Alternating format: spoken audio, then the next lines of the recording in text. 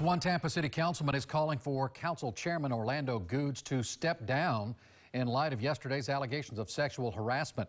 There are also new charges tonight that some members of City Council are being targeted because they oppose Mayor Jane Castor on some key issues. The mayor's office is firing back against those allegations, however. News Channel 8's Jeff Patterson joining us now live from Tampa City Hall with more on this rift.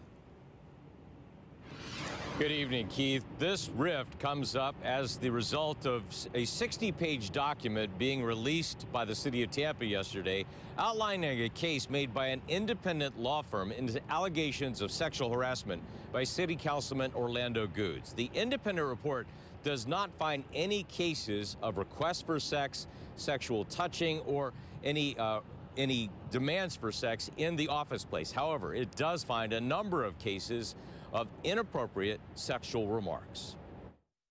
The investigation into City Councilman Orlando Gudes began after his city aide came forward to report a number of inappropriate remarks made by Gudes to her. Remarks about her daughter's breast size, about President Obama's daughter's hot body, and homophobic slurs about another city employee.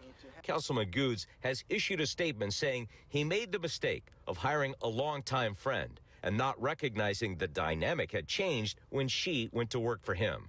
Today, City Councilman Luis Vieira issued a statement saying no person who behaves with women, as detailed in this report, should hold public office, much less chair City Council. But some are wondering if the report and its release are part of an effort by the city administration to discredit council members who oppose Mayor Jane Castor when it came to her appointment of a new police chief, and over issues related to massive cost overruns for the construction of a new city building. Councilman Bill Carlson spoke about it 2 weeks ago in a city council meeting. Other members here have read negative news that the administration has leaked as well, including our former council member Dingfelder, who had the staff leak something on Monday after he was no longer a city council member. I think that's despicable. Carlson was not available today to talk about the Gudes situation, but community activist Kayla McCaskill says she believes Councilman Gudes, former council member John Dingfelder, and Councilman Bill Carlson are being targeted for opposing Mayor Jane Castor. If you do not agree with some of the things that the administration is requesting, then there's consequences to that.